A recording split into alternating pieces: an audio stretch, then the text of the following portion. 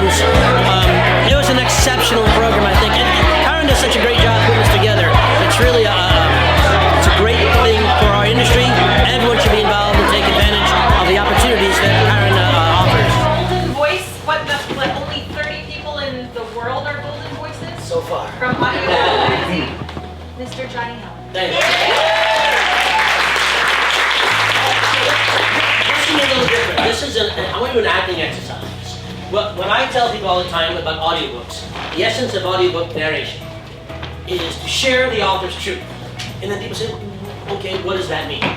Because so when you sit home and read a book, the images come to your head. The author creates the world, the characters, and the images become real in your head, yes? So I believe there's something in the audiobook narrator that has to be akin to a cinematographer. Because you're creating a film for people, basically. So you need to see the scene before you can play the scene. That's what this is. So I developed this exercise that I taught with, actually successfully in a master's workshop in London last year. I hope it'll work. If it doesn't, you've let down our nation.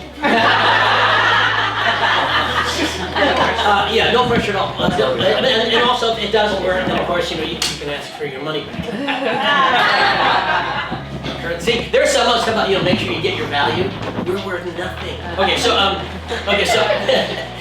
who are the 5 people I have to come up here? Come up. Come here. Yeah. Okay, I have to, come on. There, come on. Okay, here we go. Now, what I'm going to do is I'm going to have Carol read the story. It's like 3 or 4 pages. You can tell the story, and then we're going to act it out. So we see it, and then Carol's going to do it again. So, why don't you be the judge, okay? You can be Rosenberg. Thank you. You can be you be who's the other guy? You can be Drexler. Okay, that's the district attorney. You Rosenberg, you're the defense attorney and also the defendant because you're accused of murder. Hot damn. Yeah. and you can be the who didn't I get? You're Dr. Nash. Douche, she's a witness. Okay, so where's Carol? Here, you come here. When we do this, come closer. You tell everyone to just share the story. Okay. Dr. Nash testified to arriving at the scene, pronouncing Jeannie Atkins dead, and sending the body to the morgue for autopsy. And when did you perform your autopsy? ADA Drexler asked. Within a half hour from the time I pronounced her dead at the scene. The EMS units are good. In a situation like that, they don't waste time. And when you performed your autopsy, what did you find? My autopsy confirmed what I had observed at the crime scene. The victim was killed by multiple stab wounds to the chest. One of the wounds had penetrated the heart. That wound in itself was sufficient to have caused death. The other wounds were certainly contributing factors, but the knife wound to the heart was decisive. Are you saying the woman wouldn't have died if she hadn't been stabbed in the heart? I'm not saying that at all. The other wounds alone were probably sufficient to have caused death. The wound to the heart definitely was. The wound had severed the aorta. The victim simply could not have lived. I was watching the jurors' faces during this, and my heart sank. The sympathetic look Richard had instilled on their faces was gone. Their jaws were set, their eyes were hard. This was murder. This was ugly. Someone had to pay. ADA Drexler returned to the prosecution table, consulted his notes, giving the jurors a little time to dwell on the horror. He closed his notes, turned back to the witness stand. And did you determine the time of death, Doctor? Yes, I did. And what time was that? Death occurred sometime between 11 o'clock and 1 a.m. Thank you, Doctor. That's all. Mr. Rosenberg, any questions? Richard hesitated just long enough to let the doctor think he might get off the stand. I have 1 or 2 questions. I could see the juror's interest perk up. This was the first witness Richard had deigned to cross-examine. Clearly, this was important. Some jurors were even leaning forward so as not to miss what he was about to say. Richard stood and approached the witness. The doctor had whistled. From the clipped, decisive tones in which he had snapped out his answers to the ADA, he gave the impression of a man who was not used to having his word challenged. He knew what he knew, and no damn shyster was going to say any different. 11 to 1, Doctor? That's right. That's a rather wide window of opportunity, isn't it? It takes into account every possibility. Richard's eyebrows raised. Ah, possibility. So these are possible times of death, as opposed to the likely times of death. These are perfectly likely times of death, the doctor snapped. But some are more likely than others, aren't they, doctor? That's not what I said. I know it's not what you said. I'm asking you if that's the case. No, that's not the case. Really? You said it was a broad time block to take in all possibilities. One would assume the outer limits are the times you included to allow for any remote possibilities. That's why it's dangerous to make assumptions. You're saying that is not the case? No, absolutely not. Any of those times are likely. 11 to 11:15 is just as likely as 11:45 to midnight. Neither would surprise me. The time of death is not something you can bake book on. The whole idea is offensive. Offensive or not, I'm asking you if that is the case. The answer is no. So, 11 to 1 is 1 in your story, and you're sticking to it. Objection, Your Honor. Sustained. Tell me, doctor, were those figures in your original report? I beg your pardon. The time of death, between 11 and 1 o'clock, when you examined the body, were they in your original report? The doctor hesitated. They were not in my preliminary report, which was death as a result of stab wound to the heart, but they were certainly in my first final report. Richard smiled. Interesting choice of words, doctor. Your first final report? Talk about an oxymoron. Clearly, neither word is true. It is in neither your first report nor your final report. The doctor shifted uncomfortably on the stand. Objection, Your Honor. I don't hear a question. Could you put that in the form of a question, Mr. Rosenberg? Sounds like we're on jeopardy, Your Honor. Some jurors looked startled. Richard was, after all, the defendant. Judge Hollins banged the gavel. That will do. It is customary for the judge to make allowances for a defendant serving as his own attorney. However, in this case, you are an attorney, Mr. Rosenberg. You know what's proper. Yes, Your Honor. I would like an answer to my original question. I asked him if the time of death was in his first report. He just told me it was in his first final report. In light of that non-answer, I'll have to ask a few more questions. Proceed. When did you issue your first final report? When? Yes, I assume it was before your last final report, or even your second final report, or your penultimate final report. But since this is the final report you claim contains the time of death, pray enlighten us. When did you issue your first final report? I really couldn't say. You couldn't say? No. Is that because you don't know, or because you've been instructed not to? Objection, Your Honor. Overruled. In light of the doctor's previous answers, it is a legitimate question. I was not instructed not to say. I resent the implication. It wasn't an implication, it was a direct question. With regard to the first part of the question, which you have not answered, is it because you don't know? That's right, the doctor said with clenched lips. I don't know. I thought not, doctor. So, you are uncertain regarding your testimony as to the time of death. ADA Drexler nearly catapulted from his seat. Your Honor, the witness said no such thing. Counsel's summarizing of his testimony borders on contempt of court. I believe I'm on the right side of the border, Your Honor, Richard said. I'm trying to interpret this witness's testimony. If I'm wrong, he can correct me. You're wrong, the doctor sputtered indignantly. I do know the time of death. With regard to the narrow scope of your question, I don't know exactly when I logged it in my report. Well, let me put it this way. Was it before the police questioned the doorman and my driver as to when I left the building? Objection, ADA Wexler said. How could the doctor possibly know that? Well then, he can say he doesn't know. The witness is very good at saying he doesn't know. Judge Hollins' gavel cut off ADA Drexler's sputtering objection. That will do. Attorneys, in my chambers. Okay, that was great. Thank you. That's what we heard, okay? That's what you saw on the scene. Now we're going to act it out and see it happen. Okay, you're the judge? Yes. You stay where you are. Who's the defendant? Who's Dr. Nash? Come on the other side of the judge here. And you guys can direct your questions to him from there, okay? So they don't have any description, they just have the lines of dialogue. All right, and action. Okay. When did you perform your autopsy? Within a half hour from the time I pronounced him dead, the EMS unit in a situation like that, they don't have And when you performed the autopsy, what did you find? My autopsy confirmed what I had observed at the crime scene. The victim was killed by multiple stab wounds to the chest. The wounds had penetrated the heart. That wound in itself is sufficient to have caused death. The other wounds were certainly contributing factors, but the knife wound to the heart was decisive. Are you saying the woman wouldn't have died if she hadn't been stabbed in the heart? I'm not saying that at all. The other wounds alone were probably sufficient to have caused death. The wound to the heart definitely was. The wound had severed the aorta. The victim simply could not have lived. And did you determine the time of death, doctor? Yes, I did. And what time was that? That occurred sometime between 11 o'clock and 1 a.m. Thank you, doctor. That's all. And Mr. Rosenberg, any questions? I have one or two questions. 11 to 1, doctor. That's right. It's rather a wide window of opportunity, isn't it? It takes into account every possibility.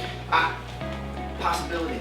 So, these are the possible times of death, as opposed to the likely times of death. These are perfectly likely times of But death. some are more likely than others, aren't they, doctor? It's not what I said. I know it's not what you said. I'm asking you if that's the case. No, that's not the case. Really? You said it was a broad time block to take in all possibilities. One would assume the outer limits are the times you included to allow for any remote possibility. That's why it's dangerous to make assumptions. You're saying that's not the case. No, absolutely not. All of those times, any of those times. 11 to 11:15 is just as likely as 11:45 to midnight. Neither would surprise me. The time of death is not something you can make a book on. The whole idea is offensive. Offensive or not, I'm asking you if that's the case. The answer is no. So, 11 to 1 is your story, and you're sticking to it. Objection, Your Honor. Sustained? Tell me, doctor, were those figures in your original report? I beg your pardon. The time of death. Between 11 and 1 o'clock, when you examined the body, were they in your original report? They were not in my preliminary report, which was as a result of a stab wound to the heart, but they were certainly in my first final report. Interesting choice of words, doctor. Your first final report. Talk about an oxymoron.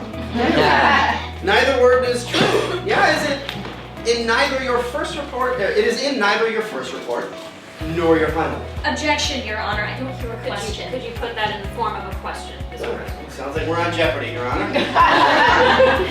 That will do.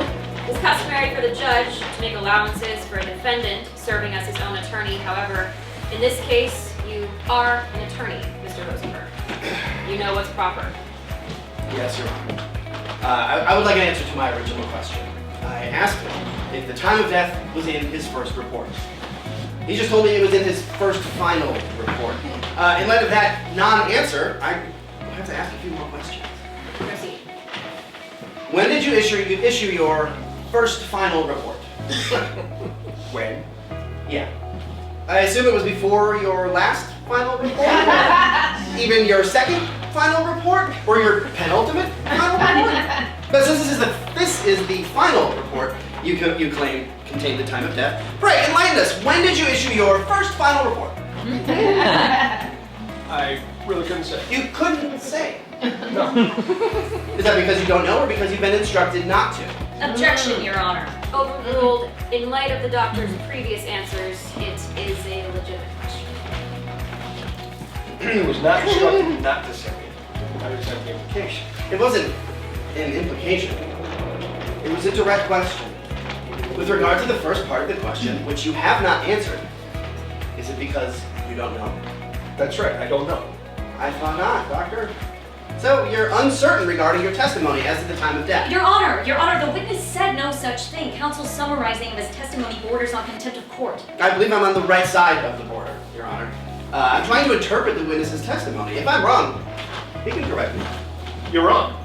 I do know the time of death. With regard to the narrow scope of your question, I don't know exactly when I blocked it in my report. Well, let me put it this way. Was it before the police questioned the doorman and my driver as to when I left the building? Objection! How could the doctor possibly know that? Well, then he can say he doesn't know. The witness is very good at saying he doesn't know. All right, that will do. Attorneys in my chambers. Okay.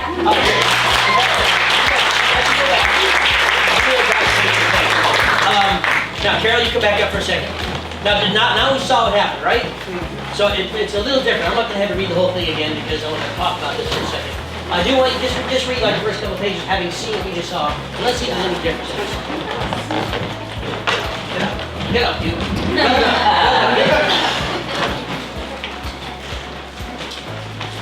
Dr. Nash testified to arriving at the scene, pronouncing Jeannie Atkins dead, and sending her body to the morgue for autopsy. And when did you perform your autopsy? ADA Drexler asked. Within a half hour from the time I pronounced her dead at the scene. The EMS units are good. In a situation like that, they don't waste time. And when you performed your autopsy, what did you find? My autopsy confirmed what I had observed at the crime scene. The victim was killed by multiple stab wounds to the chest. One of the wounds had penetrated the heart. That wound in itself was sufficient to have caused death. The other wounds were certainly contributing factors, but the knife wound to the heart was decisive. Are you saying the woman wouldn't have died if she hadn't been stabbed in the heart? I'm not saying that at all. The other wounds alone were probably sufficient to have caused death. The wound to the heart definitely was. The wound had severed the aorta. The victim simply could not have lived. I was watching the jurors' faces during this, and my heart sank. The sympathetic look Richard had instilled on their faces was gone. Their jaws were set, their eyes were hard. This was murder. This was ugly. Someone had to pay. ADA Drexler returned to the prosecution table, consulted his notes, giving the jurors a little time to dwell on the horror. He closed his notes, turned back to the witness stand. And did you determine the time of death, doctor? Yes, I did. And what time was that? Death occurred sometime between 11 o'clock and 1 a.m. Thank you, doctor. That's all. Mr. Rosenberg, any questions? Richard hesitated just long enough to let the doctor think he might get off the stand. I have one or two questions. You could see the juror's interest perk up. This was the first witness Richard had deigned to cross-examine. Clearly, this was important. Some jurors were even leaning forward so as not to miss what he was about to say. Richard stood and approached the witness. The doctor bristled. From the clipped, decisive tones with which he had snapped out his answers to the ADA, he gave the impression of a man who was not used to having his word challenged. He knew what he knew, and no damn shyster was going to say any different. 11 to 1, doctor. That's right. That's a rather wide window of opportunity, isn't it? It takes into account every possibility. Richard's eyebrows raised. Ah, possibility. So these are the possible times of death, as opposed to the likely times of death. These are perfectly likely times of death, the doctor said. But some are more likely than others, aren't they, doctor? That's not what I said. I know it's not what you said. I'm asking you if that's the case. No, that's not the case. Let me stop you, okay? That's great. Thank you so much.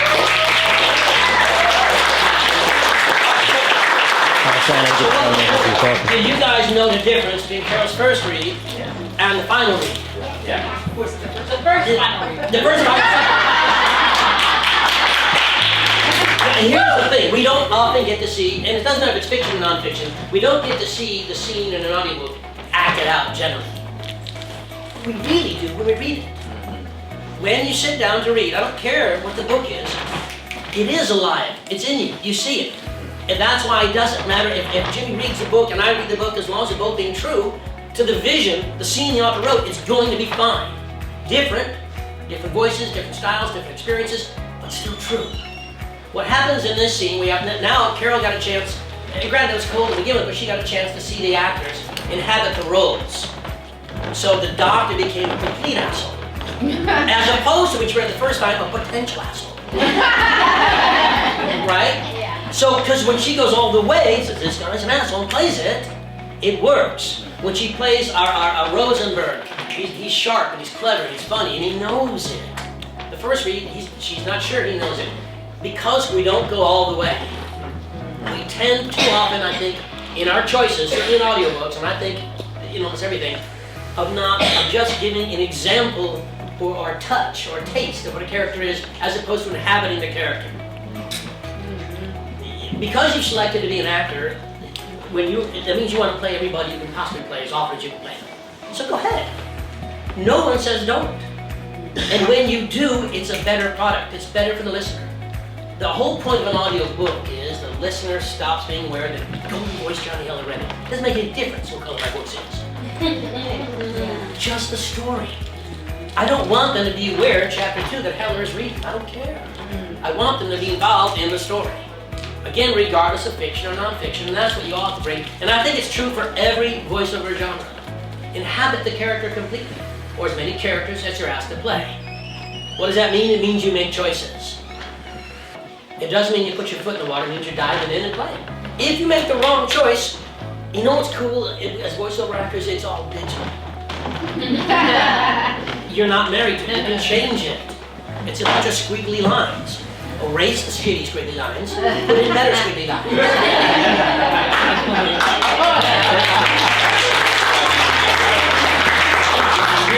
Are there any questions in any of this? And by the way, you did, the Brits don't have anything over you. You did fine. Are you choosing different voices for different characters, or is that too over the top? Because my belief is you'll be mostly children's work, Yeah. it's not over the top, it's necessary. As a matter of fact, I think every character, the reason you know someone's calling you on the phone, you know who it is, because you know the sound of their voice. A different voice does not have to be a gigantic difference between Bugs Bunny, Elmer, or Fudd. It can be a pacing thing, a pitch thing, a tone thing. All those things change. Every one of us has a distinct voice. It is what it is. I hold vowel sounds way too long. It's just the way it is. I always have. So you know who I am. So that's it. Now, so if you want to, let's say, people do impersonations of me. I don't like any of them, but sometimes they do. But the fact that you are distinct enough that somebody can do that, understand you're all distinct sounds. So every character has a distinct voice, a distinct sound from somewhere. And you have to differentiate. You'll note that Carol's second read, the characters are far more differentiated than her first read. And that's unfair to her, she wasn't clear what was going on and who they were, but she saw everybody play. So now she didn't do an impersonation of Ken, right? Like she did an impersonation of him, but she heard him. And there's something about how he did things, the way he said things, that she can play. You don't have to don't imitate. But decide. I think if you're doing a character book, you've got to cast the book from your frame of reference. You're the casting director. Who would you put in the role? Would you put your aunt in there, your uncle? Would you put somebody from the Avengers? You know, I forgot all their names, but anyway. So yeah, you got to. I think you have to play voices, except not so much in nonfiction because you can. If you can do Clinton, you probably can't do James Polk. So you got to be consistent. Anybody else? Any of this? No? Excellent. So I'm glad I got a chance to do this thing because I know how long it would take, and I appreciate it. But I want to make sure because I think it's a fun exercise. Yeah, and it's neat to do that. So thanks for doing it.